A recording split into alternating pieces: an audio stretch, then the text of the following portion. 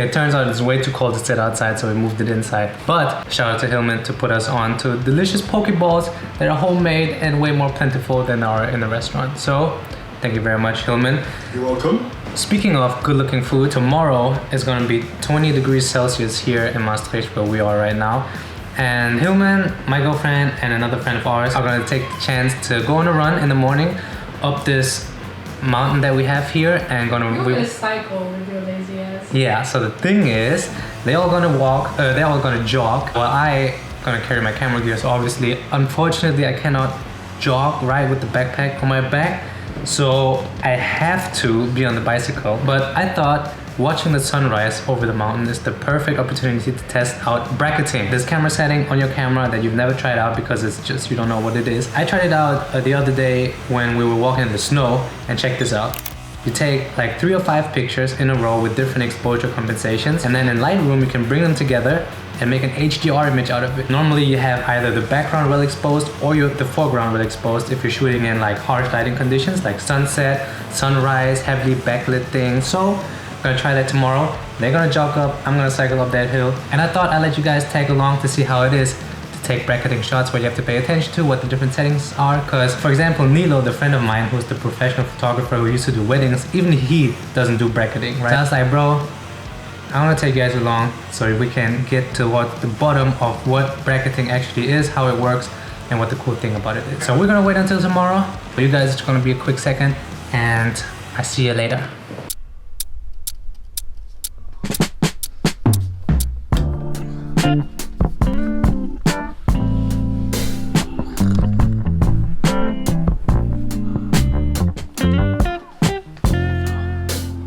Alright, it is like 6:15 right now.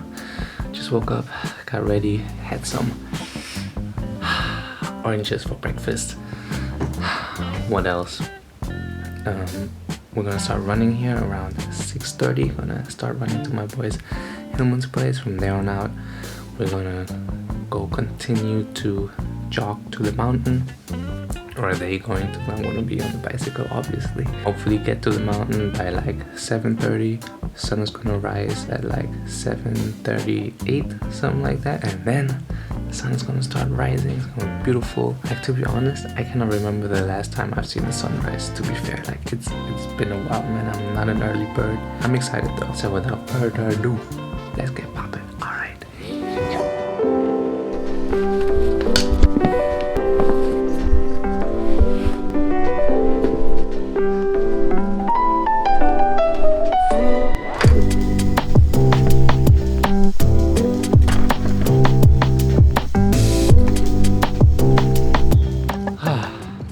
It is so quiet. Oh my god. There's like, oh, I can actually hear a car. Look at that. There's life. Oh. But other than that, man, it is so quiet right now. It's amazing. You can only hear the birds. No cars, no people. I mean, look at this. I don't know if you can see it, but way over there, that's her running. How's it running? It's alright. Pretty cool. My legs though, are right? still sore. Oh.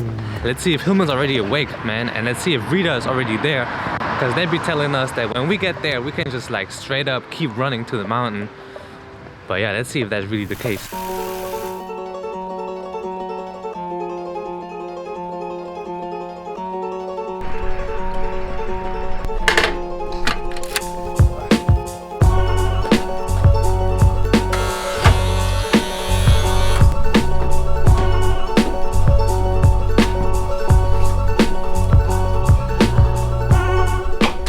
Lighting is terrible. I know. I gotta show my room, keep the camera facing up.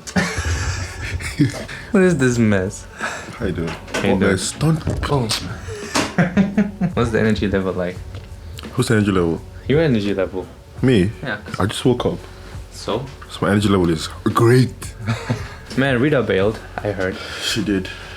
She bailed. Odessa was asking me why I go run every day. So then I was like, should I actually go run? Because I've gone running the whole week, right? Negative energy. It's not like I go running, to be fair. Okay, so we're gonna start what?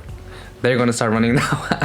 I'm gonna start cycling now. The sun is about to rise and it's gonna be beautiful. So put the slow motion in gear, 120 frames, and let's go.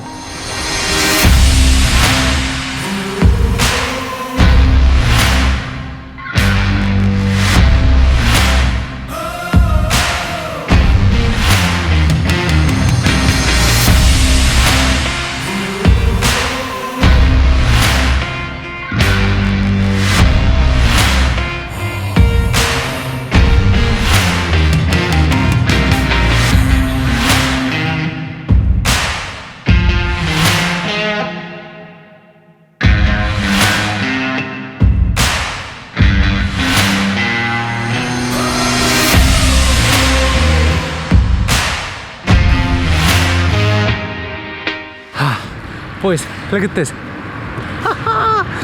Sun is starting to rise exactly on time because we're almost there. I don't know if you can see, but birds are starting to fly, man. You can see, you can finally see the darkness is fading away. Man, it just gives such nice energy, nice vibes. So yeah, let's get up this hill.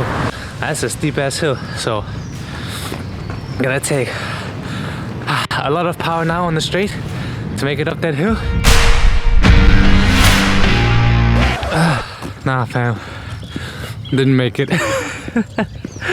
Too steep, but I mean, look at this. Wow, so nice, man. Okay, so while the sun rises behind me, let's talk a bit about bracketing, right? What is bracketing? How do you do it? Where do you have to look in your camera? Okay, so if you're on the Sony, other camera manufacturers have it too, but I'm on the Sony, so that's where I got my experience from. You go into your photo settings and then you basically, it's really simple, right? So what bracketing is, what it means is it shoots multiple pictures within a certain bracket that you set for yourself with different exposure settings. You can basically choose two things. You can choose how many pictures it takes consecutively and what kind of range you want to cover within your exposure. For example, now my test settings are 5 pictures with a range of from -2 to +2. So the thing that I'm gonna try out now is as soon as the sun starts rising, I'm gonna take some pictures of my buddies here and we're gonna see what kind of bracket is nicest for the sunrise like this and what kind of exposure compensation we're talking about. But really the only difficult thing about bracketing is that you have to hold your camera relatively still, right? Because even though, like, I don't know how fast your camera can shoot, but this one is like, I choose like, let's say 12 frames per second. So it goes like, but within these pictures, right, if you move a lot, all the pictures are going to be different, right? So that's not what you want. So you want to really be steady, you know, have your 3 points of contact, if you will. But the sun is about to rise, so I don't want to waste any more time. So let's get cracking.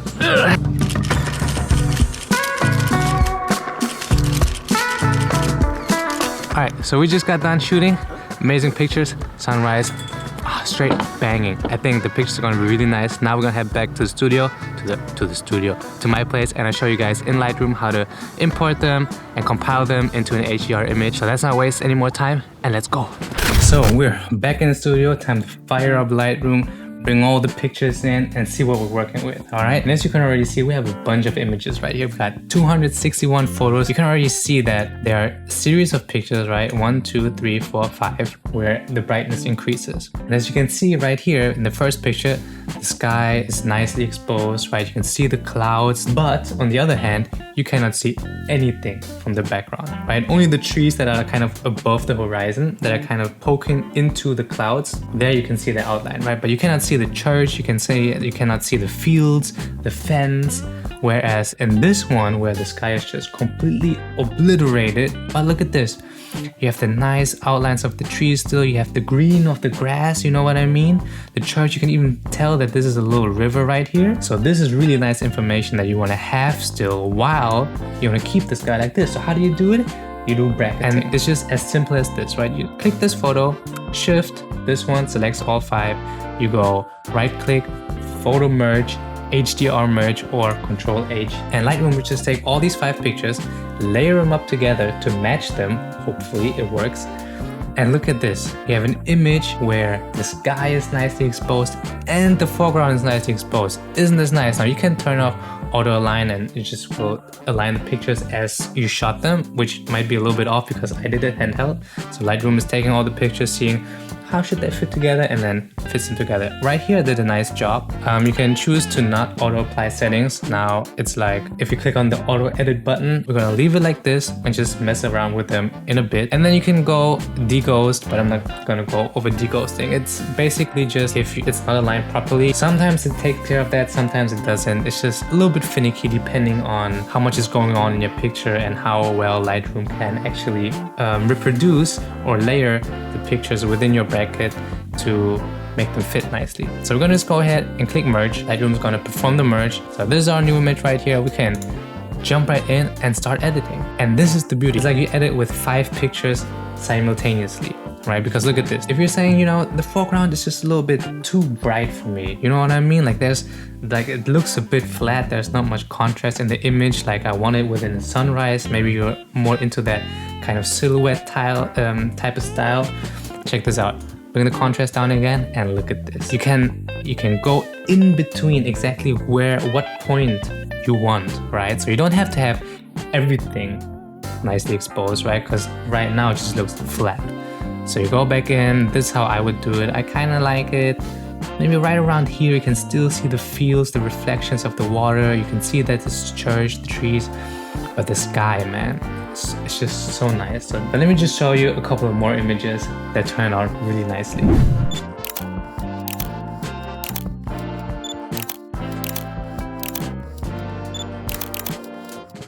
All right, so I hope you liked it. I hope you learned something new. This bracketing thing was a new thing to me still. This is like the 3rd time I've done it, so I'm no pro by any means. But I really wanted to share it with you because especially to like people who just pick up a camera or you don't use all the settings, who still think that they're not getting the best out of what they bought. And cameras are not cheap, let me tell you that.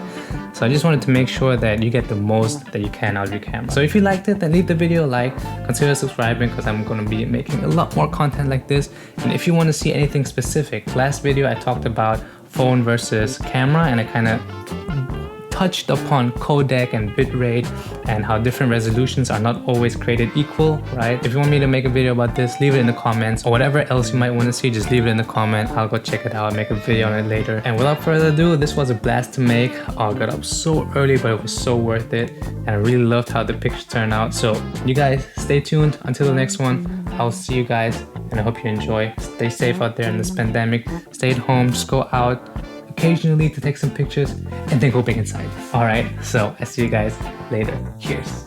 This is part of the video, right? Why does my head look like a potato? I thought you were gonna say melon.